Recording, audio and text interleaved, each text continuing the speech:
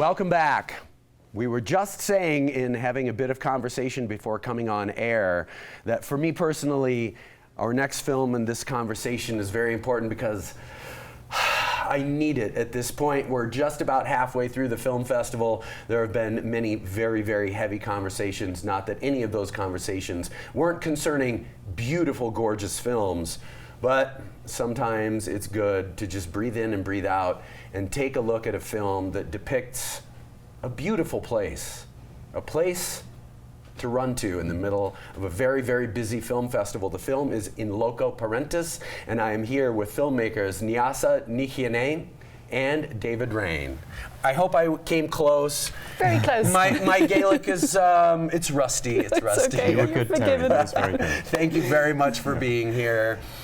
Talk about this amazing place, this school that, as the press notes describe, sort of has one leg in tradition and history, has another leg in progressive modes of educating bright, beautiful young minds, and a time of change for characters that have seen children changing every day around them, and they have been a constant, but now comes a need, or certainly a change, whether needed or wanted or not, in the aging process. Yeah. I mean, it's a film about a boarding school, and it's situated in an 18th century house that's sort of on the edge of a magical kind of woodland, and we focus on two of the longest-serving teachers in the school, the Leydens, John and Amanda Leyden, and they've been teaching there for 46 years.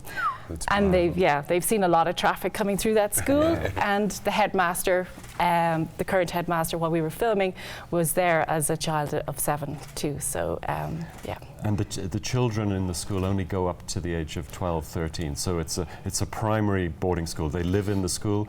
They leave the In Loco Parentis means in place of the parents. So the teachers step in and take over and look after these children. Some come from as far away as America, Korea, Germany, France, and so they leave their parents. The parents leave the children. So it's really a place that they develop, they grow, they have a chance to become real individuals, but at a very young age. So it's very special. It's the only school in Ireland that takes children. That's exactly what I was about to say next. Is that this isn't a snapshot of, this isn't a policy film about Irish education administration or anything like that at all. It's about this one very special, and I try not to use a word in front of unique, because unique is the word. It's not incredibly unique, it's unique.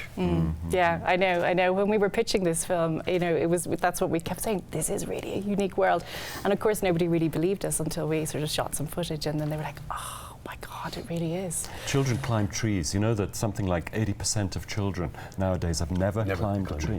And Headford children are encouraged to go out and climb trees, and they have great fun. They build forts out of bits of wood they find and old bits of furniture, and then they have little mini wars against each other, but nobody ever gets hurt. In the 69 years the school has had this tradition of building forts. No one's ever been hurt. They just have a great time. Yeah. As we were discussing before we came on camera, there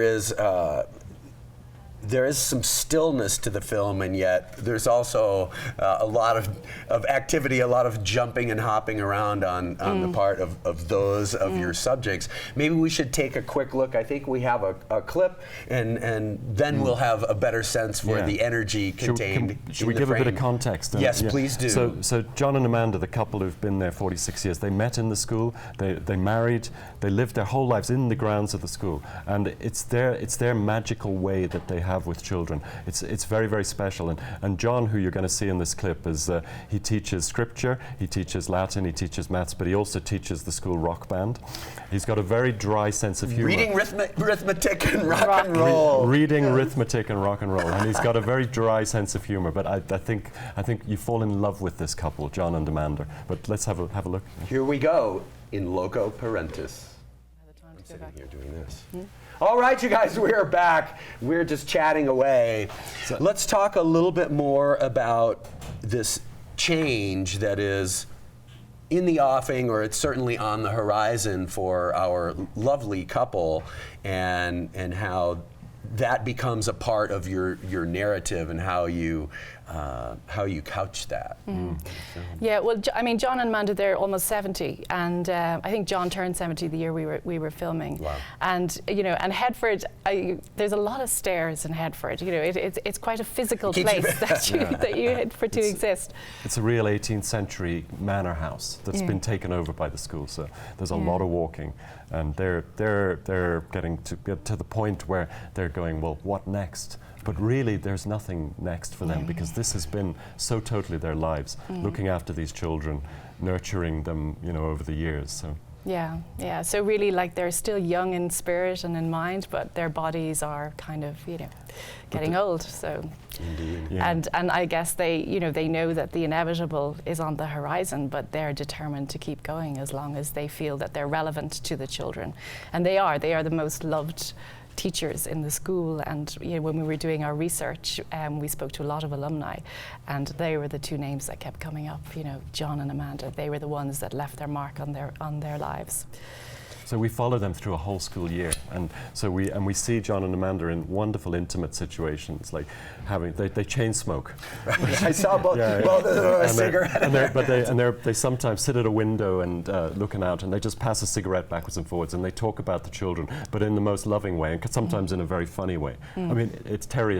You've seen it. It's a laugh out loud film, and it's a film that really we need now. You know, the films. I mean, we love documentaries. We know about how important it is to have the very serious documentaries. You know, the films about Syria and Iraq. Absolutely. You know, but this one really is a breath of fresh air because there's no issues. It's just about the joy of children growing up, the wonderful humor of these two adults who work with them. So I think people will really love the film and love John and Amanda. And I think they'll be really impressed by the freedom that the children are given in the school. It's dramatic. You know, it is pretty. I mean, it's I don't know. It's a 42-acre estate that they have the school part, and they have this incredible freedom to roam and also they have lots of extracurricular activities. So if children aren't necessarily academically gifted, like we follow one child and you know he has dyslexia, and Amanda gets him up as you know the main character performing Shakespeare in the theatre, and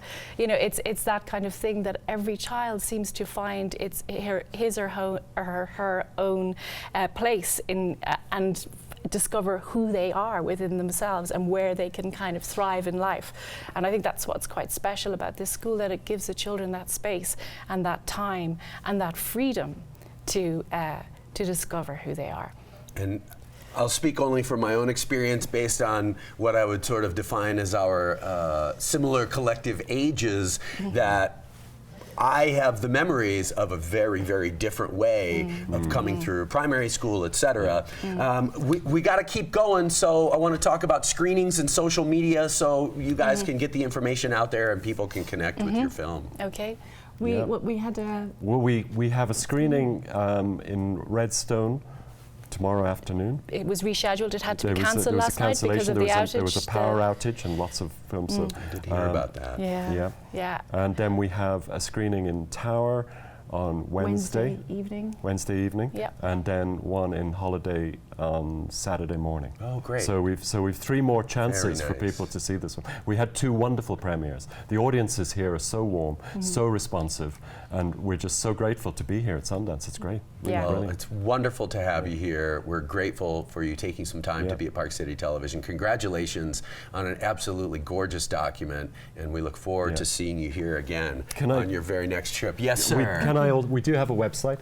Yes. Of course, yeah. Social media and In all. Loco Parentis.ie for Ireland, and we have a Facebook page, which is In Loco Parentis Doc. So please, have a look at them and find out a bit more. The reviews have been wonderful. So.